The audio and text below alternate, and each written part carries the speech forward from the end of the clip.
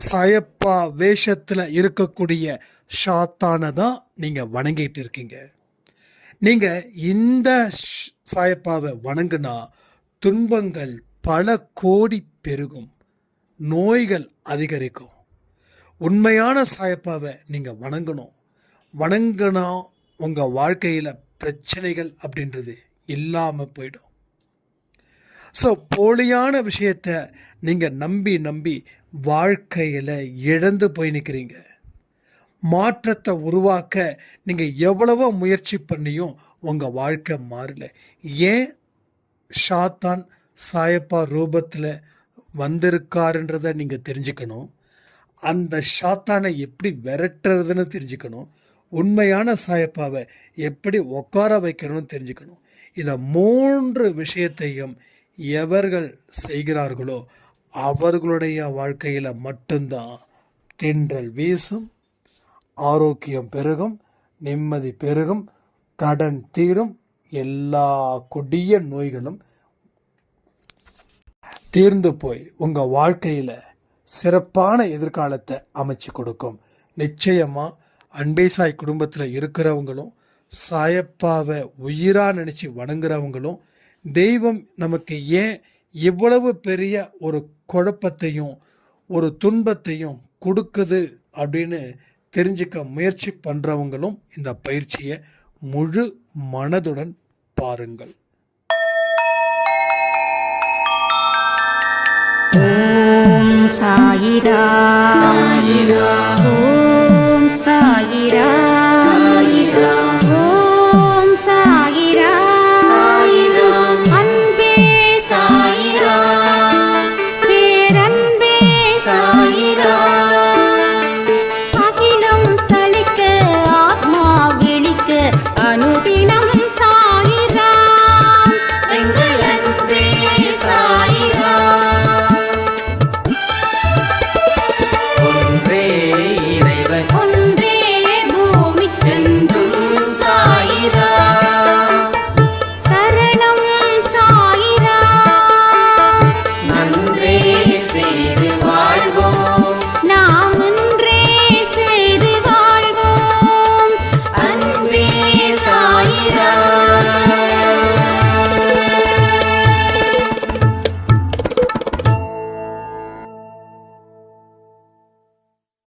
சாய்ராம். என் உயிரின் உயிரானவர்களே, வாழ்க்கையில் ஜெயிக்கணும், கர்மாக்களை கடக்கணும், நினைச்சது நிறைவேறணும், ஒரு சந்தோஷமான மனநிலையில் இருக்கணும், மதிப்பு மிக்கவர்களாக வாழணும். இதற்கு நாம் எந்த மாதிரியான வழிமுறைகளை ஃபாலோ பண்ணணும், அதற்கு எந்தெந்த விஷயத்தை நான் தயார் செய்யணும் அப்படின்றத பற்றி தான் இந்த பதிவு. ஸோ வாழ்க்கையை ரொம்ப சிம்பிளாகவும் நினைக்கக்கூடாது, வாழ்க்கையை ரொம்ப லக்ஸரியாகவும் நினைக்கக்கூடாது. ஏன்னா ரொம்ப சிம்பிளாக நினச்சிட்டோம் அப்படின்னா அலட்சியப்படுத்திடுவோம். ரொம்ப லக்ஸூரியாக நினைச்சோம் அப்படின்னா பயப்படுவோம். அப்போ வாழ்க்கையில் பயமும் அலட்சியமும் இருக்கக்கூடாது. இது முதல் படி. வாழ்க்கையில் என்ன வேணாலும் நடக்கலாம். நல்லது நடந்தால் கொண்டாடுறோம், ஆனால் கெட்டது நடந்தால் கண்ணீர் விடுறோம். உங்கள் கண்ணில் இருந்து வரக்கூடிய ஒரு சொட்டு கண்ணீரும் உங்களுக்கு தோல்விகளை திரும்ப திரும்ப திரும்ப கொடுக்கும். ஒவ்வொரு சொட்டு கண்ணீரும் தோல்விகளை உங்களுக்கு திரும்ப திரும்ப திரும்ப கொடுக்கும். அப்போ நீங்கள் எத்தனை சொட்டு கண்ணீர் விட்டீங்களோ அத்தனை சொட்டுக்கு உண்டான தோல்விகளை அது உங்களுக்கு கொடுத்துக்கிட்டே இருக்கும். இப்பையும் நீங்கள் அழும்போதும் சரி, அதற்கு உண்டான தோல்விகளை தான் அது கொடுக்கும். ஏன்னா உங்கள் மனசில் இப்போ வரைக்கும் ஒரு நம்பிக்கை வரலை. ஸோ பயப்படுறவன் தான் வாழ்க்கையில் முன்னுக்கு வரமாட்டான். அப்போ பயம் ஒரு மனுஷனை உண்டு இல்லைன்னு செய்யுது. அவனுடைய அடையாளத்தையும் ஏன் அவனுடைய ஆதாரத்தையும் அழிச்சிடுது. நானும் எப்படி வாழ்ந்தவன், ஆனால் இன்னைக்கு இப்படி இருக்கேன் பாரு அப்படின்னு சொல்கிறவங்களை கேட்டிருக்கோம். இல்லை நாமளும் நிறைய பேர்கிட்ட இதை சொல்லியிருக்கோம். இதுக்கெல்லாம் காரணகர்த்தா என்னன்னா, உங்கள் வாழ்க்கையில் நடந்த சம்பவத்தை பார்த்து நீங்கள் பயந்து ஒதுங்கி நின்னது தான். நீங்கள் வேடிக்கை பார்த்துக்கிட்டே இருந்துக்கிட்டீங்களே தவிர அதை சரி பண்ண மறந்துட்டீங்க. உங்கள் வாழ்க்கையில் தோல்விகளை வேடிக்கை பார்த்தீங்க. அது தோல்வி எவனுக்கோ ஏற்பட்டது போல நீங்கள் அலட்சியமாக இருந்தீங்க. அந்த அலட்சியப்படுத்தப்பட்ட தோல்விகள் தான் உங்கள் கண்ணுக்கு முன்னாடி ஒரு பெரிய ஆட்டத்தை ஆடிக்கிட்டே இருக்குது. அப்போ சாயப்பாவோட ரோல் என்ன அப்படின்னா, ஏதாவது ஒரு விஷயத்தை கடக்க ஒரு பிடிப்பு வேணும்.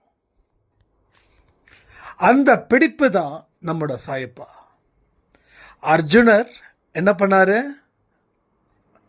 போருக்கு தயாராகி அவர் ஈடுபட்டார்.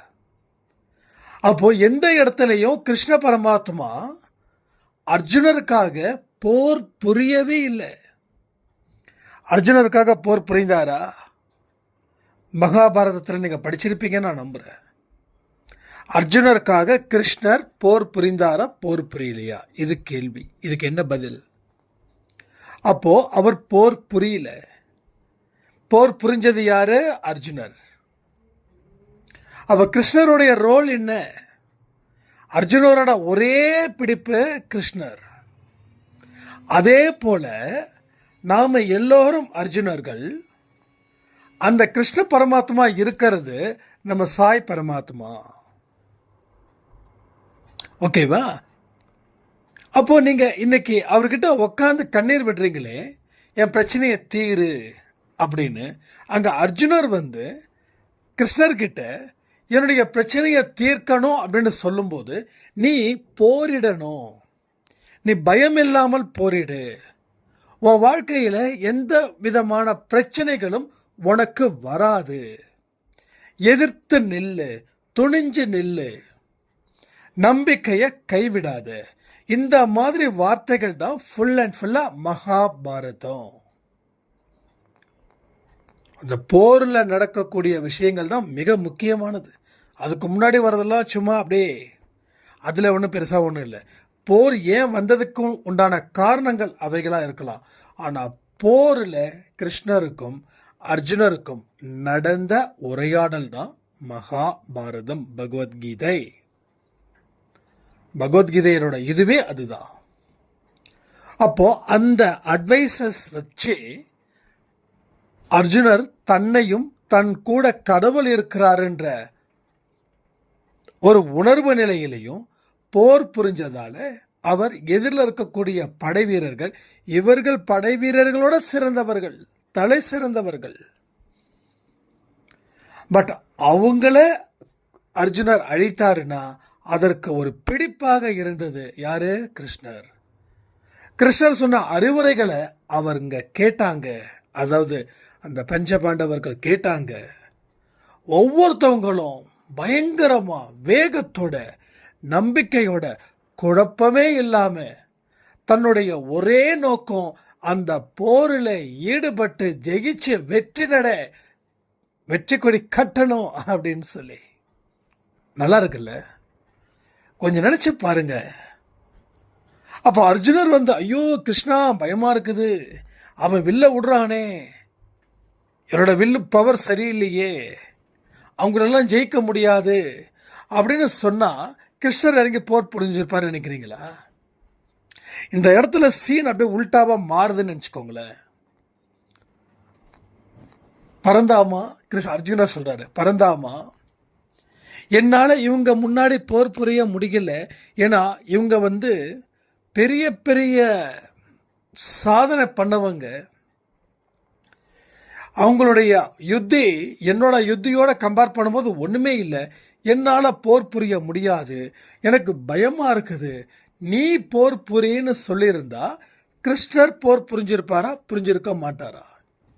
இந்த கேள்விக்கே பதிலை சொல்லிட்டீங்கன்னா நீங்கள் சரியான இடத்துல நான் சொல்லக்கூடிய பாயிண்ட்டை பிடிக்கிறீங்கன்னு அர்த்தம். அப்போது ஒரே ஒரு விஷயம், அப்படி அர்ஜுனர் சொல்லிட்டாருன்னா அர்ஜுனர் கிளம்புறதுக்கு முன்னாடியே கிருஷ்ணர் அர்ஜுனரை விட்டு கிளம்பியிருப்பார். ஏன்னா போர் புரிவதற்கு உண்டான முழு சுதந்திரமும் அர்ஜுனருக்கு தான் இருக்கே தவிர கிருஷ்ணருக்கு இல்லை. அதே போல வாழ்க்கையை வாழ்வதற்கு உண்டான முழு சுதந்திரமும் முழு அதிகாரமும் யாருக்கு இருக்குதுன்னா நமக்கு இருக்குது, சாய்பாவுக்கு இல்லை. அவர் எங்கேயும் நாம போரிடாம நாம செயலாற்றாம எந்த ஒரு வெற்றியையும் அவரால் கொடுக்க முடியாது.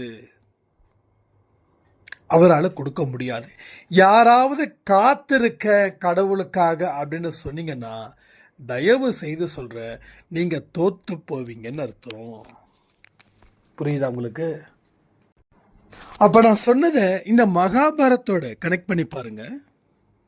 அப்போ நான் சொன்னது உங்களுக்கு அந்த முழு அர்த்தத்தை அது கொடுக்கும்.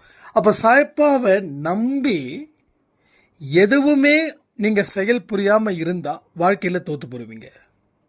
சாய்பாவை நம்பி நீங்க செயல்பட்டீங்கன்னா வாழ்க்கையில நீங்க ஜெயிப்பீங்க. ஆனா கடவுள் நம்பிக்கை இல்லாம எதை செஞ்சாலும் அது 100% உண்மையையும் வெற்றியையும் சந்தோஷத்தையும் மகிழ்ச்சியையும் கொடுக்காது.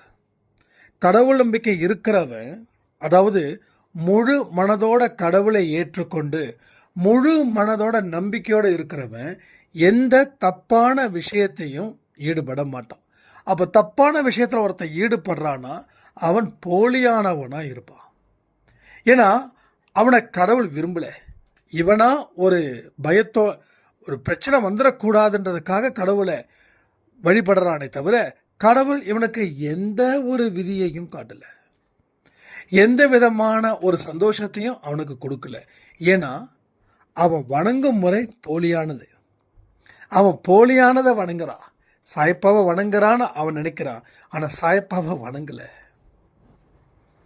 ஒரு தங்க நகைக்கும் ஒரு கவரிங்க்கும் ஆரம்பத்தில் வித்தியாசம் தெரியாது.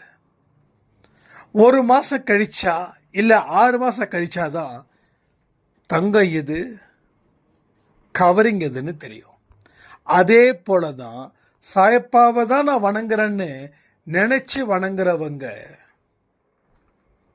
ஒரு போலியான சாயப்பாவை வணங்குறாங்க. ஏன்னா அவர்கள் போலியானவர்களாக இருக்கிறதால அவங்களுக்கு போலியான சாயப்பாதம் கிடைப்பாங்க. ஸோ நிறைய பேர் போலியான சாயப்பாவை வணங்குறதால அவங்க வாழ்க்கையில் எந்த தரமும் உயரவே இல்லை. அப்போ தொடர்ந்து அவங்களுக்கு பலவிதமான கஷ்டங்களும் துன்பங்களும் வந்துக்கிட்டே இருக்குது. உண்மையான சாயப்பாவை வணங்கும் போது தான் உங்கள் வாழ்க்கையில் மிகப்பெரிய ஒரு மாற்றமும் மிகப்பெரிய ஒரு அதிசயமும் அற்புதமும் நடக்கும். அப்போ சாயப்பா போலியானவரா? எஸ், போலியானவரே, கண்டிப்பாக போலியானவர் தான். அந்த போலிக்கு காரணம் நம்ம போலியானவர்களாக இருக்கிறதால நாம் பார்க்குறது எல்லாமே போலியாகவே கிடைக்கும். உண்மைக்கு எந்த இடத்துலையும் அது நிற்கலை. இதுதான் கணக்கு. இந்த கணக்கை நாம் இன்றைக்கி சரி பண்ணிட்டா உண்மையான சாயப்பா கண்டிப்பாக உங்களுக்கு காட்சி அளிப்பார்.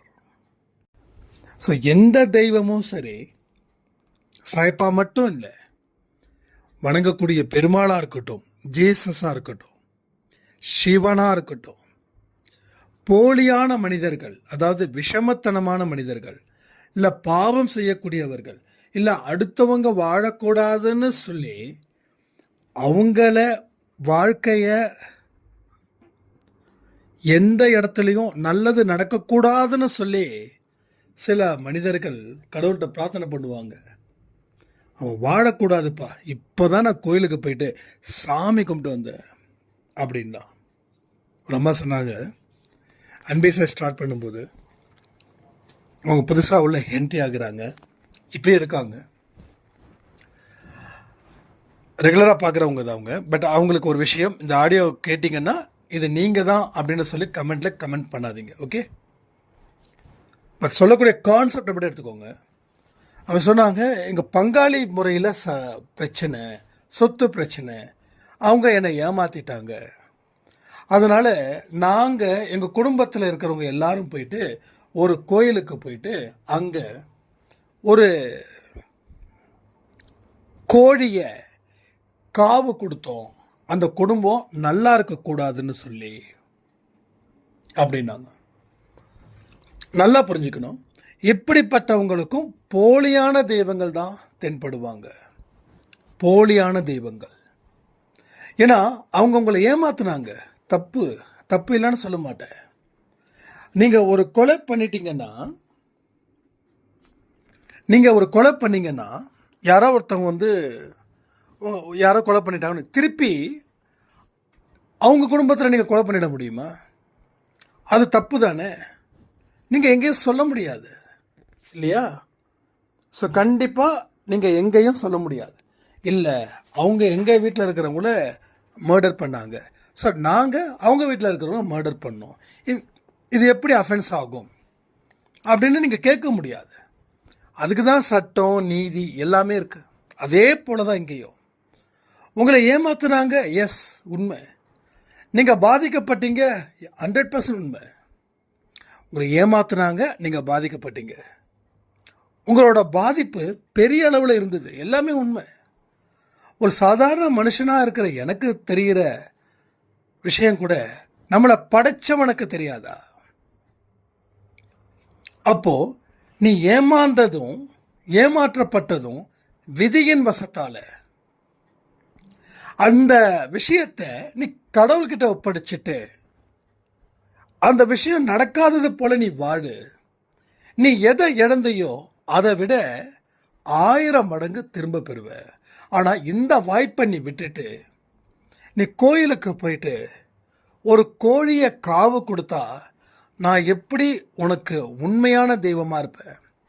அப்போது நீ உண்மையான தெய்வத்தை கும்பிடல, என்ன மாதிரி இருக்கக்கூடிய ஒரு போலியான தெய்வத்தை நீ கும்பிடுற.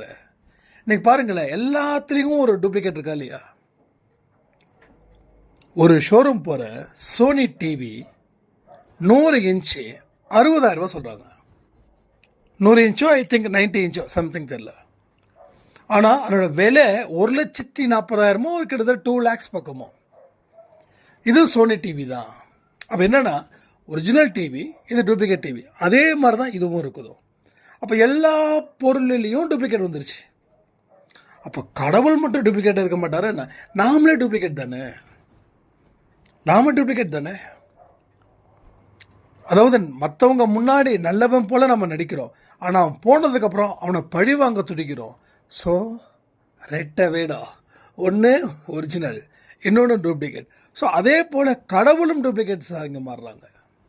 கடவுள் மாறல, இவங்க மனசில் எப்படிப்பட்ட விஷயங்கள் இருக்கோ அதற்கு தகுந்த ஒரு உருவம் தான். சாத்தான் தான் சாயப்பா வேஷம் போட்டு இருக்கு. அப்போ நீங்கள் வணங்குறது சாயப்பா இல்லை, சாத்தான் வேஷம் போட்ட ஒரு சாயப்பா. அப்படியே அந்த ஒரிஜினல் அப்படியே இருக்குது. அதனால தான் அவரை வணங்கியும் உங்களுக்கு எந்த இடத்துலையும் எந்த பிரயோஜனமும் இல்லை. அதற்கு காரணம் மாறு வேஷத்தில் இருக்கிறாரு. நல்லா பாருங்க, ராமாயணத்தில் என்ன நடந்தது? ராவணன் எந்த ரூபத்தில் வந்தான்? மான் ரூபத்தில் வந்தானா? அந்த மானை ஆசைப்பட வச்சான். சீதை ஆசைப்பட்டாங்களா? அந்த கோட்டை சீத்தை தாண்டுனாங்களா? ராமன் அந்த வேஷம் கலைந்து மான் வேஷத்தில் இருந்த ராவணனா மாறி அவன் தூக்கிட்டு போயிட்டானா? ஒருவேளை அந்த கோட்டை தாண்டி வரலன்னா எந்த பிரச்சனையும் இல்லை. அது மாதிரி இந்த சாத்தான் என்ன பண்ணுறான்? மாறு வேஷத்தில், சாயப்பாடு வேஷத்தில், அதாவது எந்த வேஷத்தில் வந்தால் நீங்கள் ஏமாறுவீங்களோ அந்த வேஷத்தில் அவன் வந்தான். அதனால தான் நிறைய பேர் கடவுள் வழிபாடு செய்தும் துரோகத்தை செய்யக்கூடிய மனிதர்களாக வாழ்ந்துக்கிட்டு இருக்காங்க. நான் சொல்கிறத ஆற அமர யோசிச்சு பாருங்க. உங்கள் மனசில் சுத்தம் இருந்தால் உண்மையான சாயப்பா வருவார். உங்கள் மனசில் அசுத்தம் இருந்துச்சுன்னா போலியான சாயப்பா, மாறு வேஷம் போட்ட ஒரு ஷாத்தான் வந்து நிற்பான். அவன் உங்களுக்கு வழியை மட்டும் கொடுப்பான், ஆனால் சாயப்பா புது வழியை ஏற்படுத்துவார். ஷாத்தான் வழியை கொடுப்பான், ஆனால் சாயப்பா வழியை கொடுப்பார். புதிய வழியை கொடுப்பார். அப்போது நான் வணங்குறேனே, எனக்கு துக்கமும் துன்பமும் இருக்கே, அதுக்கு காரணம் நான் போலியான சாயப்பாவை வணங்குறேன்னா அப்படின்னு கேட்டால் எஸ், அதில் அடிச்சு சொல்கிறேன், அதில் எந்த அளவுக்கு சந்தேகமும் இல்லை. அப்போ நான் உண்மையான சாயப்பாவை தான் வணங்கணும், அப்போ தான் என் வாழ்க்கை சிறக்கும் அப்படின்னா அதுக்கு தான் நான் சொல்கிறேன், உங்கள் மனதில் எழக்கூடிய எண்ணங்கள் கேடுகெட்ட எண்ணமா நல்ல எண்ணமான்றது பிரித்து பார்க்கணும். பிரித்து பார்க்க முயற்சி பண்ணணும். பிரித்து பார்க்கறதுக்கே ஒரு அறிவு வேணும். புரியுதா? ஸோ அந்த அறிவு இருந்தால் தான் எது நல்லது எது கெட்டதுன்னு தெரியும். பாவம் செய்தால் தண்டனை இருக்குதுன்னு நினச்சி பயந்து ஒதுங்கிடுங்க, பாவம் செய்யதை நிறுத்துங்க. இல்லை அப்படின்னா கடவுளோட மனசு காயப்படும், கஷ்டப்படும் அப்படின்னு நினைச்சாவது அதை ஒதுக்கிடுங்க. ஆனால் எல்லாமே நீங்கள் செய்யணும், ஆனால் கடவுளையும் வணங்குறேன் அப்படின்னா நீங்கள் வணங்கக்கூடியது ஷாத்தான் தான் உங்களை எல்லா வழிகளையும் கொடுக்குறான். அது எல்லாமே ஆபத்தான வழிகள்ன்றதை மறக்காதீங்க. நாம் எதை செஞ்சாலும் நாம் செய்கிறது சரிதானா அப்படின்னு யோசிச்சா நம்ம எல்லாமே சரி பண்ண முடியும். செய்வோம் அப்புறம் பார்த்துக்கலாம் அப்படின்னு சொல்லி நாம் செஞ்சோம் அப்படின்னா எல்லாமே தப்பாக தான் போகும். உங்கள் வாழ்க்கையில் 90% தப்பு இருக்குது, 10% தான் நல்லது இருக்குது. ஆனால் அந்த 90% வச்சு நீங்கள் வாழ்க்கையை மாற்ற முடியுமா அப்படின்னா எப்படி மாற்ற முடியும்? அப்போ தவறை குறைக்கணும். அந்த 90 80 ஆக்கணும், 80 70 ஆக்கணும், 70 60, 60 50, 50 40, 40 30, 30 20. ஸோ 10% தப்பு வச்சுக்கிட்டு 90% நல்லதை பண்ணால் எது நடக்கும்? நல்லது மட்டும் நடக்கும். அதுதான் நீங்கள் புரிஞ்சிக்க வேண்டிய முக்கியமான ஒரு பாடம். எடுத்த உடனே சொன்ன பதிவில் என்ன சொன்னேன்? வாழ்க்கையை பார்த்து பயப்படவும் கூடாது, வாழ்க்கையை பார்த்து அலட்சியப்படுத்தவும் கூடாது. ஒரு ரிலாக்ஸ்டாக இருக்கணும். ஒரு லைஃப் அப்படின்னா ரிலாக்ஸ்டாக இருங்க. எதுவும் கொடிமொழிகி போகலை. இதை செஞ்சால் அவமானம், அதை செஞ்சால் வெகுமானம், இதையெல்லாம் எங்கே நம்ம செய்கிறோம் தெரியுங்க? ஒரு படபடப்பில் நம்ம செய்கிறோம். அப்போது அவமானம் எல்லாம் வெகுமானமாக மாறுது, வெகுமானம் எல்லாம் அவமானமாக மாறுது. நான் நல்லா தான் இருந்தேன், ஆனால் திடீர்னு இப்படி மாறிட்டேனே அப்படின்னா நீங்கள் எடுத்த முடிவுகள் ஒவ்வொன்றும் பயத்தின் அடிப்படையில், ஒரு குழப்பத்தின் அடிப்படையில், இல்லைன்னா 100க்கு 100 எமோஷ்னல் அடிப்படையில் எடுத்த டெசிஷன் தான் இது. அந்த டெசிஷன் என்ன பண்ணுது? வாழ்க்கையில் எல்லாத்தையும் தவற விடுது. தவற விட்ட ஒவ்வொன்றும் உங்கள் வாழ்க்கையில் பெரும் நஷ்டத்தை விளைவிக்குது. அந்த நஷ்டத்தை தான் இப்போ நாம் அனுபவிச்சிட்ருக்கோம். புரியுதா? இந்த பதிவு ரொம்ப இம்பார்ட்டன்ட். திரும்பவும் ஒரு தடவை கேட்கறது தப்பே கிடையாது. ஏன்னா நான் சொல்லும்போது உங்கள் தாட்ஸ் உங்கள் லைஃப்குள்ளே போகும். அது எங்கேயோ போயிட்டு எங்கேயோ கூட்டு போய் நின்று மறுபடியும் இங்கே வந்து நிற்கும். அப்போ அதில் இருக்கக்கூடிய சில பாயிண்ட்ஸ் இம்பார்ட்டண்ட்டாக கூட இருக்கலாம்ல. ஏன்னா கடவுளோட வார்த்தைகள் எல்லாமே நமக்கு போகும்போது அது வெளிப்படும் தன்மை எவ்வளோ தெரியுமா வரும்? 50% தான் வரும். அப்போது நீங்கள் 50% தான் கேட்குறீங்கன்னா அதை வெளிப்படுத்தும் தன்மை 10% மட்டும்தான் இருக்கும். அப்போது 100% நம்ம அந்த வார்த்தைகளை கேட்டாலும் 50% தான் செயல்படுத்த முடியும். அப்போ 50% கேட்டால் 10 இல்லை 20% தான் உங்கள் வாழ்க்கையில் நல்லது நடக்கும். எவ்வளவோ நேரம் செலவு பண்ணுறோம், எத்தனையோ நேரம் செலவு பண்ணுறோம். நான் ஒன்று சொல்லட்டுங்களா? ஒரு நல்ல விஷயங்கள் அப்படின்னும் போது அதை செய்கிறதுக்கு நான் அவசரப்படவே மாட்டேன். அரை மணி நேரம் தாண்டி 1 மணி நேரம் அந்த வேலை செஞ்சாலும் அதில் நான் சந்தோஷமாக தான் இருப்பேன். ஏன்னா இவை எனக்கு நல்லவைகள் அப்படின்னும் போது ஏன் அதுக்காக நேரத்தை நான் செலவிடக்கூடாது? அதனால் எனக்கு எந்த தப்பும் இல்லையே.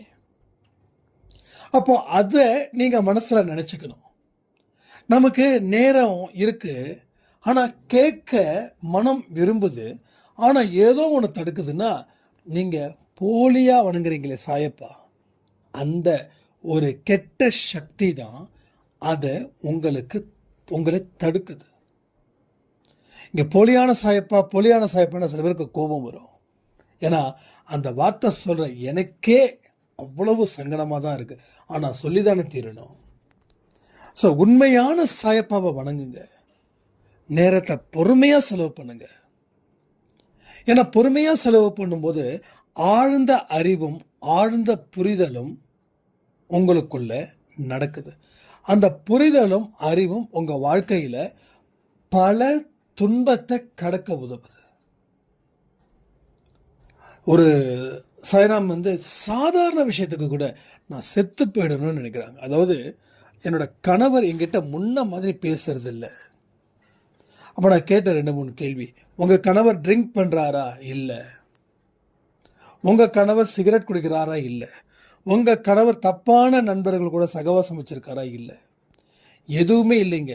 ஆனால் முன்ன இருந்தது போல் என்கிட்ட பேசுனா என்ன பிரச்சனை, அதனால் நான் செத்து போயிடலாம். இல்லை உங்கள் கணவர் திட்டுறாரா, இல்லை அசிங்கமான வார்த்தைகள் சொல்லி பேசுகிறாரா, இல்லை அடிக்கிறாருன்னா அந்த அம்மா எதுக்கும் இல்லைன்னு சொல்கிறாங்க. அப்போது இவங்க மனநிலை வச்சுக்கோங்க. இன்னொருத்தவங்களுடைய கணவர் அடிக்கிறாரு, திட்டுறாரு, ஆபாசமான வார்த்தைகள் பேசுகிறாரு, பொறுப்பில்லாமல் இருக்காரு. அவங்க மனநிலை, அவங்க எல்லாமே கடந்து போக முயற்சி பண்ணுறாங்க, ஆனால் இவங்களுக்கு கடக்க முயற்சி பண்ணலை. அப்போ ஒவ்வொருத்தவங்களுக்கும் ஒரு சின்ன விஷயத்தை கூட தாங்க முடியல, ஆனால் சிலர் எவ்வளவு பெரிய விஷயமா இருந்தாலும் தாங்குறாங்க. அப்போ என்ன நடக்குதுன்னா, மனதளவில் ஏற்பட்ட அனுபவம், அந்த அனுபவம் ஒரு பக்குவமான ஒரு வாழ்க்கையை ஏற்படுத்தும் விதம், அதில் இருந்து பெறப்பட்ட வாழ்க்கை சிறப்பான வாழ்க்கையை அமைச்சிக்கணும்ல, அந்த சிறப்பான வாழ்க்கையை நீங்கள் அமைச்சிக்க முயற்சிகள் செய்ய தான் உங்களுக்கு நல்ல முடிவுகளும் உங்களுக்கு கிடைக்கிது. சரியா? ஸோ நல்லா புரிஞ்சுக்கணும். அன்பே சாய் குடும்பத்தில் இருக்கிறவங்க இனி போலியான சாயப்பாவை வணங்கக்கூடாது. அதற்கு எல்லா காரணத்தையும் நம்ம சொல்லிட்டோம். உண்மையான சாயப்பா நம்மளை சந்தோஷமாக வச்சுருப்பார். நம்ம குடும்பத்துக்கு தேவையான அத்தனை நல்ல விஷயங்களையும் செய்து கொடுப்பார்னு சொல்லி, என்னோட மேரேஜுக்கு நிறைய பேர் விஷ் பண்ணிங்க. நான் எல்லாருக்கும் முடிஞ்ச அளவுக்கு நான் ரிப்ளை பண்ணிட்டேன். ஸோ நிறைய விஷயங்கள் எனக்கு கண் கலங்க வச்சுது. இந்த ஒரு விஷயம் பொறுத்த வரைக்கும் இப்படிப்பட்ட ஒரு மேரேஜ் நடந்திருக்குது, அதுவும் ஒரு ஷாக்கிங்காக இருக்குது. நாங்கள் எதிர்பார்க்கவே இல்லை. மேரேஜ் பண்ணுவீங்கன்னு நீங்கள் சொல்லியிருந்தீங்க, ஆனால் இப்படி ஒரு நைட்டு 11:30 மணிக்கு அடுத்த நாள் காலையில் மேரேஜின்னு விஷ்ணு சாய்ராம் சொல்லும்போது எங்களுக்கு ஒரு மாதிரி அதிலே ஒரு அதிர்ச்சியாக இருந்தது. அடுத்த நாள் ஃபுல்லாக நாங்கள் எங்கள் வீட்டு பையனுக்கு நடக்கிறது போல் நான் அவ்வளோ ஹாப்பியாக இருந்தேன் அப்படின்னு சொல்லும்போது, நீங்கள் என் மேலே வச்சுருக்கக்கூடிய அன்பு அது எதனாலையும் ஈடு செய்யவே முடியாது.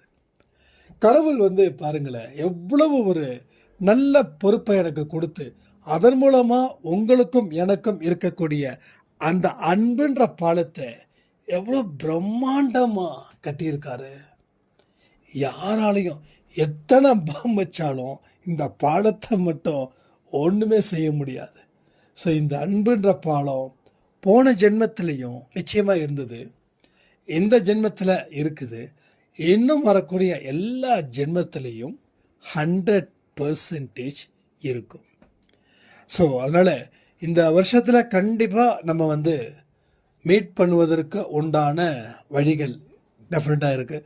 அதே போல் அன்றைக்கி நான் சொல்லியிருந்தேன் இல்லையா, ஸோ எத்தனை பேர் வரீங்கன்னு கன்ஃபார்ம் பண்ணால் தான் ஃபுட் அரேஞ்ச் பண்ண முடியும் அப்படின்னு சொன்ன உடனே ஒரு சாயிரம் ரொம்ப அழகாக சொன்னாங்க, சாப்பாடு வேண்டாம், எல்லாரும் நின்று பார்த்தா போதும் அப்படின்னு. ஆனால் நமக்கு அப்படி தோணாதில்ல. நம்ம சாய்ப்பா குழந்தைங்கல்ல, அவர் என்ன பண்ணுவார், சமாதிக்கு வரவங்க, அவரை பார்க்க வரவங்க அத்தனை பேருக்கும் அவ்வளவு விருப்பமான உணவுகளை செய்து சந்தோஷமாக அனுப்பி வைப்பார் இல்லையா. அவரோட குழந்தைங்க நாம் இல்லை, அப்போ நாமளும் அதை தானே செய்வோம். அதனால் கண்டிப்பாக டெஃபினட்டாக இந்த இயர், அதாவது செப்டம்பர் 13 ஒன்று அதுக்கு முன்னாடி இருக்கலாம். நான் சொன்ன மாதிரி தான் டக்கு டக்கு டக்குன்னு தான் நம்ம லைஃப்பில் நடக்கும். ஸோ சொல்ல முடியாது, இந்த மந்த் எண்டே கூட நடக்கும். ஸோ ரெடியாக இருங்க, நம்ம கண்டிப்பாக மீட் பண்ணுவோம். ஆனால் ஒரே ஒரு கன்ஃபர்மேஷன், எத்தனை பேர் வரீங்களோ அவங்க மட்டும் ஜஸ்ட்டு ஒரு நேம் மட்டும் ரிஜிஸ்டர் பண்ணுங்க. அப்போ தான் இங்கே ஃபுட்டுக்கு அரேஞ்ச் பண்ண முடியும். ஏன்னா எல்லாமே இங்கே சிறப்பாக நீங்கள் சாப்பிட்டு போனால் தான் அது எனக்கு ஒரு பெரிய சந்தோஷத்தை அது கொடுக்கும். வெறுங்கையாக அனுப்ப முடியாது. ஏன்னா இது என்னுடைய உயிருக்கும் மேலே இருக்கக்கூடியவர்கள் தான் நீங்கள். என்னடா சினிமா டைலாகாக பேசிட்டு இருக்கேன், ரொம்ப இன்னும் பேசுனா நான் எமோஷனல் ஆகிடுவேன். எமோஷனல் ஆகக்கூடாதுன்னு சொன்ன நானே எமோஷனல் ஆகிடுவேன், என் கண்ணு கூட கலங்கிடும். அதனால் இது இப்படியே முடிச்சுக்கலான்னு சொல்லி ரொம்ப ஹாப்பி. ஸோ விஷ் பண்ண அத்தனை நல்ல உள்ளங்களுக்கும் சத்தியமாக நான் தேங்க்ஸ் பண்ண மாட்டேன், சத்தியமாக நன்றி சொல்ல மாட்டேன். இது என்ன சொல்கிறது, என்னமோ ரைட் வார்த்தை வரல பாருங்கள். எமோஷ்னலாக இருந்தால் இது ஒரு பெரிய பிரச்சனை, சரியான வேர்ட்ஸ் கூட வராது. ஆனால் சரியான வேர்ட்ஸ் வரல, அங்கே எமோஷ்னலாக இருக்குதுன்னா அதுவே ஒரு பெரிய பவர்ஃபுல் வேர்ட்ஸ் சொல்லி இந்த பதிவை நான் முடிக்கிறேன். ஜெய் சாய்ராம்.